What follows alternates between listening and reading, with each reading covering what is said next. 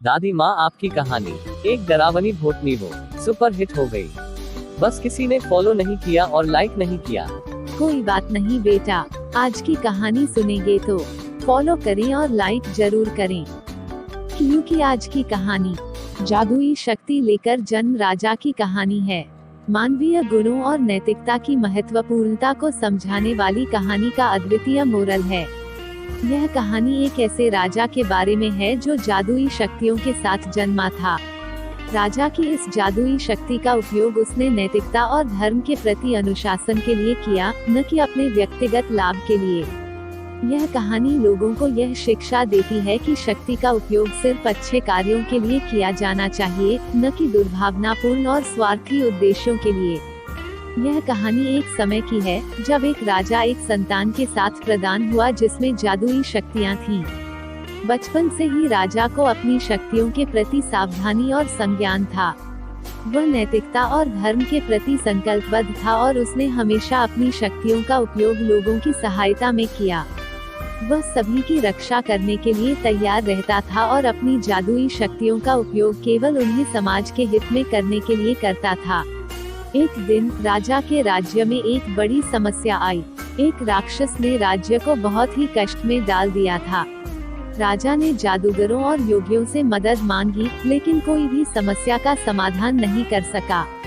तब राजा ने अपनी जादुई शक्तियों का सहारा लेने का निर्णय किया, लेकिन उसने इसे केवल बुराई को नष्ट करने के लिए ही उपयोग किया। उसने राक्षस को अपनी शक्ति से पराजित किया और राज्य को मुक्त किया। फिर भी इस हालत में भी राजा को एक अजीब सी चिंता महसूस होने लगी। उसका मन उसे स्वीकार नहीं कर रहा था कि उसने अपनी शक्तियों का उपयोग अपने स्वार्थ के लिए किया था। वह अपने नैतिक मूल्यों से विचलित हो गया था। उसने अपने दुष्ट कार्य के लिए पछताया और उसने फैसला किया कि अब से वह कभी भी अपनी जादुई शक्तियों का दुरुपयोग नहीं करेगा। राजा ने अपने राज्यवासियों के समक्ष एक सभा बुलवाई और उन्हें अपने फैसले की सूचना दी। राजा ने सभा में कहा, मेरे प्रिय राज्यवासियों, मैंने अपनी जादुई शक्तियों का दुरुपयोग किया और उन्हें सिर्फ अपने स्वार्थ के लिए इस्तेमाल किया। मुझे अपनी गलती का एहसास हो गया है और मैं इसके लिए आप सभी से क्षमा चाहता हूँ। सभा में शांति बनी रही, लेकिन राजा के इस बयान से सभी काफी प्रभावित थे। राजा ने फिर जारी किया, मैं अब से अपनी जादुई शक्तियों का केवल नैतिक और धार्मिक उद्देश्यों के लिए ही इस्तेमाल करूंगा, और मैं आपका आशीर्वाद चाहता हूं कि मुझे इस मार्ग पर सहारा दें। राज्यवासियों ने राजा के इस निर्णय का स्वागत किया और उन्होंने उन्हें आशीर्वाद दिया। सभा के बाद राजा ने अपने शासन के प्रति नई उत्साह और निष्ठा दिखाई।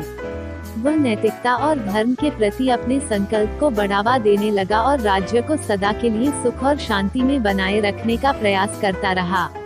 इस कहानी का मोरल है कि हमें अपनी शक्तियों और सामर्थ्य का सही उपयोग करना चाहिए। शक्ति का उपयोग केवल उसके प्राकृतिक और नैतिक उद्देश्यों के लिए होना चाहिए, न कि अपने स्वार्थ के लिए या दूसरों को हानि पहुंचाने के लिए। राजा ने अपनी गलती से सीखा और उसने अपने निर्णय को सुधार कर दिखाया कि नैतिकता और धर्म हमेशा सबसे महत्वपूर्ण होते हैं।